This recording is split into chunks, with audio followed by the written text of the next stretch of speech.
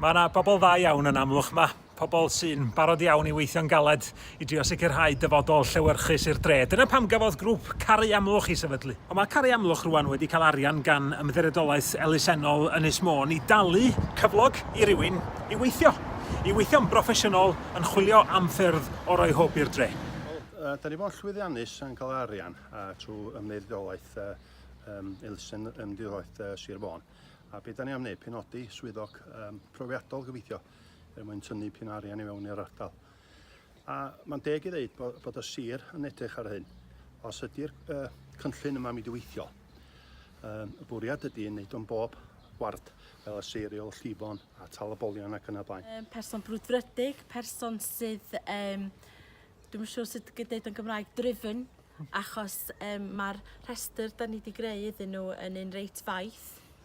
Dwi'n gwybod sut fydd yna ddigon oriau yn y dydd iddyn nhw, felly mae'r rhaid iddyn nhw fod yn bobl sydd yn gallu rheoli amser yn dda a bod nhw yn angerddol am y swydd, dwi'n meddwl. Fel ydych chi'n gwybod, mae Caru Amlwch, da ni wedi dechrau, da ni wedi sefydlu rwan ers blwyddyn hanner i ddwy i cael pobl i wneud, i trio cael Amlwch yn ôl yn byw.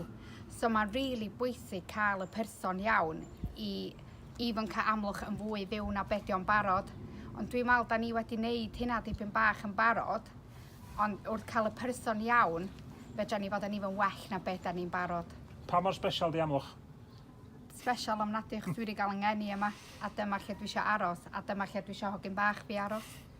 Chos mae ei gobeithio fi na dyfodol yma, a dwi eisiau gwneud pwrpas i fo aros yma.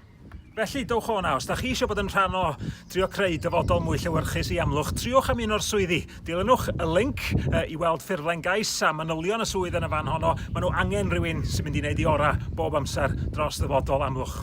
Caru Amlwch!